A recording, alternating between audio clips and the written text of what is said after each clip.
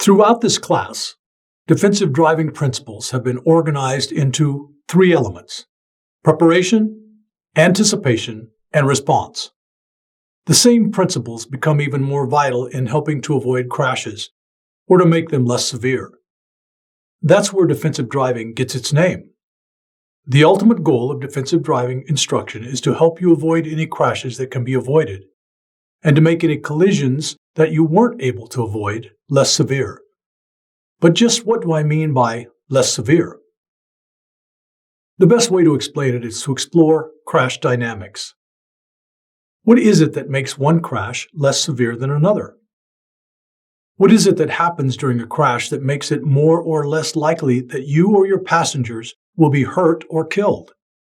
Because ultimately, that's the goal of this class: protecting you, your passengers, and the people with whom you share the road. It's best, of course, to avoid crashes completely. In order to understand crash dynamics and how to make the collisions that do occur less severe, we first have to dive a little bit into how our physical world works in relation to motor vehicles. In other words, let's talk a little physics. Don't worry though, this is pretty easy stuff. There are three forces that come into play when a vehicle collision occurs: inertia, momentum, and potential energy. Each of them will play a big role in determining how severe a crash is. Let's look at them one at a time.